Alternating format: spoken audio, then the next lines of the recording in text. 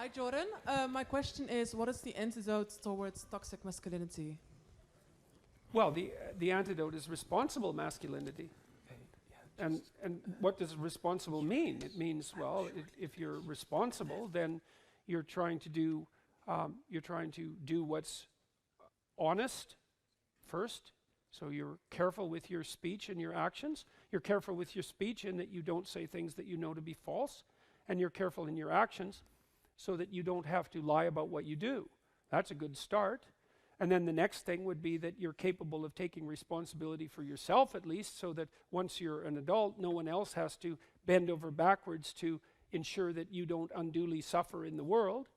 And so that's responsibility for yourself. And then if you get halfway good at that, well then, you might think about taking on the responsibility of a family and contributing to your community and doing all those things in a harmonious manner.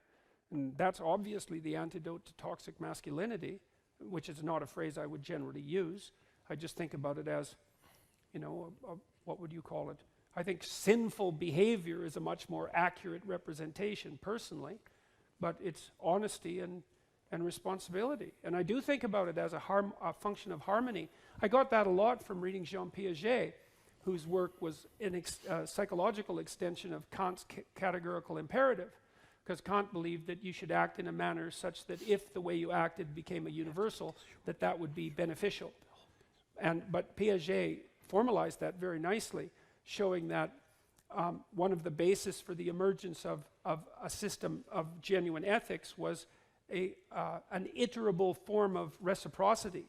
So that, so for example, I can give you a quick example of that. My granddaughter, who's now 15 months old, has discovered a new game, and it's a Piagetian game, a developmental game, and she discovered this by watching, but also on her own, and partly because it's a very deep part of human nature. So she has this little wooden spoon, and her game is you sit with her at the table, and her game is she gives you the spoon, and then you take it, and then you give it back, and then she's all happy about that, and then she gives the spoon to the person who's sitting beside her, and then they give it back to her, and she's very happy about that. And so it's an amazing game because she's learned to give up something, to let go of something that she wants, and to trust someone else to return it to her, and that's what she's playing with. And then you can play with that game. It's quite fun. So, and you have to pay careful attention to her and watch how she's manifesting her emotions. And so maybe what you do is you take the spoon and you hide it under your hand. That sort of disconcerts her a bit. Then you show it to her and pick it up and give it to her, and she's happy about that because what she sees is that the principle of reciprocity can maintain itself across a set of transformations, and that's really exciting to her. Or you can give her the spoon and she can give it back to you, and then she can reach for it and you can pull it away a quarter of an inch, and that sort of disconcerts her, and then she'll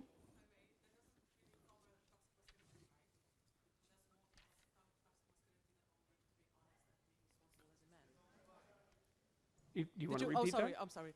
I said that didn't cover really a toxic masculinity, right? Because yes, it's dealing with dealing with the principle of reciprocity. You just said that you have to be honest and responsible as a man, right? Well, put it this way. When I'm giving the spoon back to my granddaughter, I'm not engaging in toxic masculinity.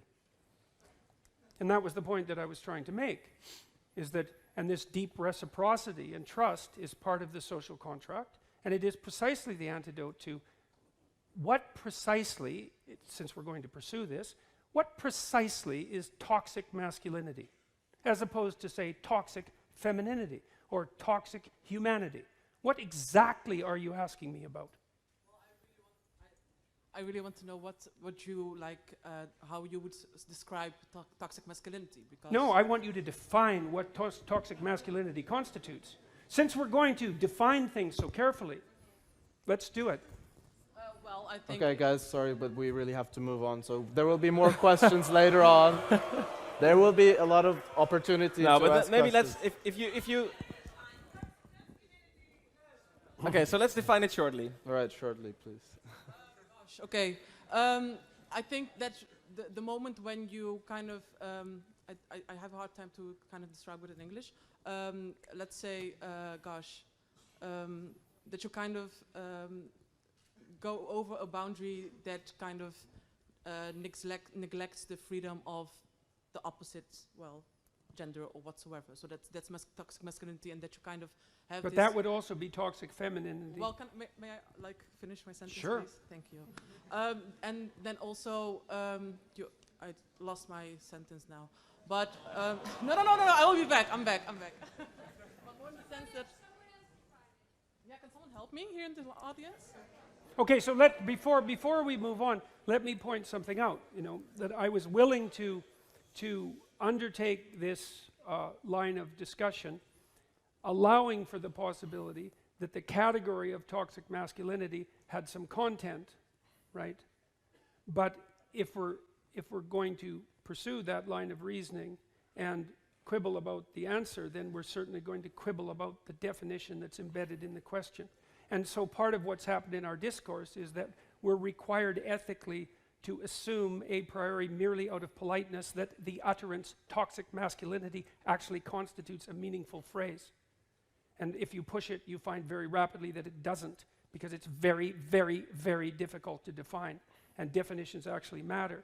And so if it's a matter of transgressing against the boundaries of gender-appropriate behavior, well, first of all, that indicates that there's something universal and normative about gender-appropriate behavior, which is something that people who push the idea of toxic masculinity generally tend not to presume. And second, it's just as likely to happen among women as among men, in which case it's not toxic masculinity.